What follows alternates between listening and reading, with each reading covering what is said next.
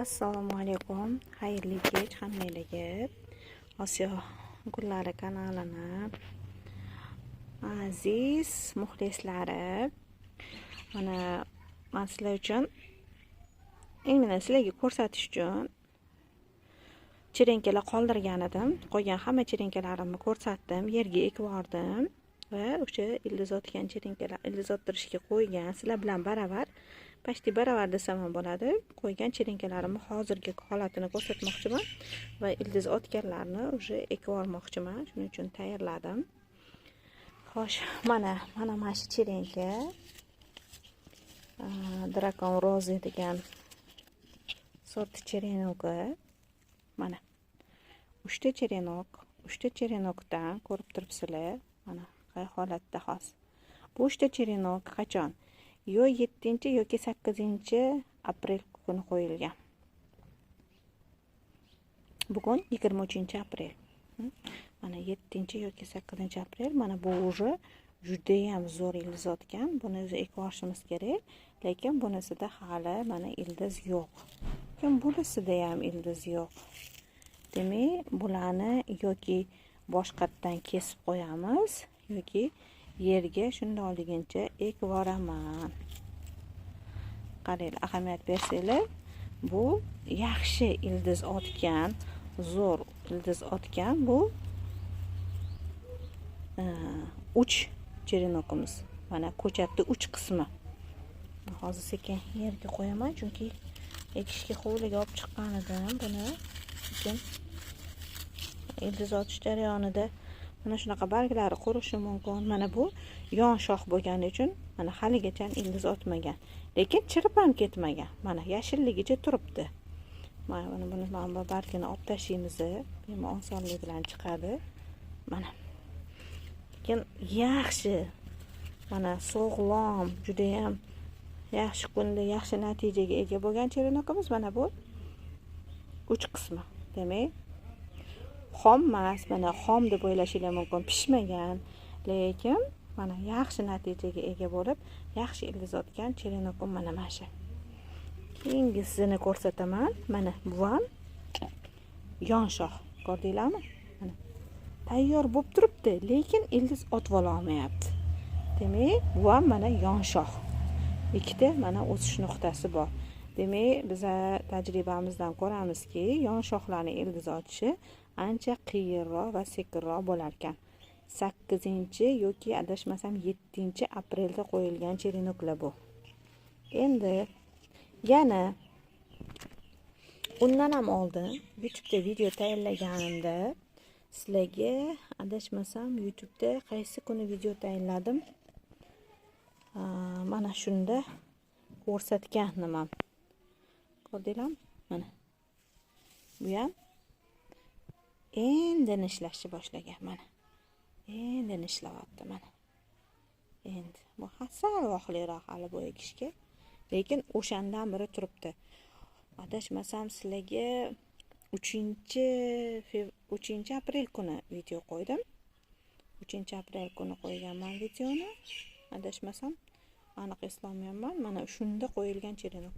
Mana bu o'sha video paytida qo'yganimga 10 kun bo'lib qoldi degan chirenoklarim haligacha turibdi. Mana ko'rdinglar? O'lmagan, chiramagan.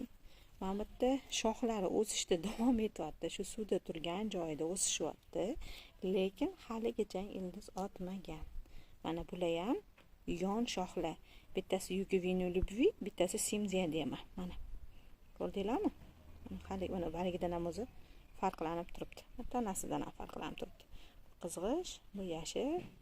Lekin ko'rdinglar, mana natijalar. O'sha sizlarga aytganimdek, ko'rsatganimdek, stakani tagida ozginagina suv qolmaganda ozgina qaynab sovigan iliq suv qo'shib qo'ydim. Bir martagina qo'shdim. Mana o'zi havo namgarchilik bo'lib turganiga unaqa tez qurib qolmayapti. Buni ham endi solib qo'yamiz. Yoki bo'lmasam yerga ekib yuboraman shundoqligincha. Bu tajriba uchun.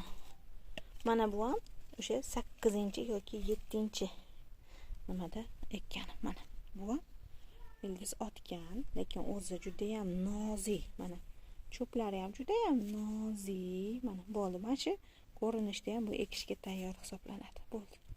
Shunda o'zi ko'rinib turibdi, qanaqa nozikligi mana. Ildizini sindirib olmasdan sekingina, bundan ortiq o'stirish keragi yo'q. Mana shu yetadi shu ildiz. Hozir fokusировать qilmayapti. Mana shu ildiz yetadi xudo xolisa. Hozir bularni sekin bu ham juda ham chiroyli yangi sortlardan Yuva Eva sort. Alhamdulillah, inshaalloh ochilsa ko'rsataman sizlarga. Juda chiroyli yangicha chiqqan sortlardan bu. Mana o'zi barglari ham kichkina, nozikkina. Bunga solishtirsa, mana bu buni soyasida qolib ketyapti. Bu Yuva Dragon Roza. Bu Yuva Eva. Mana.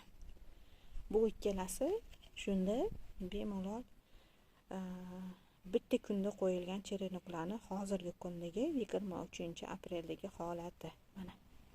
Hozir bu mana ildiz otganini ekamiz. Xudo xolisa sekin sindirib qo'ymasdan qolganlarini ham yerga ko'ramiz xudo xolisa. Sal endi bugungi yomg'irlardan keyin yerimiz ancha ho'l bo'lib turibdi. Hozircha ham zax, sal suvlari nima bo'lgandan keyin, terilgandan keyin xudo xolisa yerga ko'ramiz. O'sha boshqa ildiz ochishini kutmayman. Bu sizlar uchun tajriba uchun ko'rsatgan, qoldirgan cherenoklarimdir. Boshqa sotuvda pashti cherenok qolmagan. Shu tajribani va oxirigacha sizlar bilan bo'lishib qo'yay degan maqsadda ko'rsatdim. Hammasini tagida mana xuddi shunaqa holatda. Mana. Bu ham shunaqa. Demak, yon shoxlarimizda ildiz otishi, ildiz berishi ancha sekin va qiyin bo'lar ekan. Mana.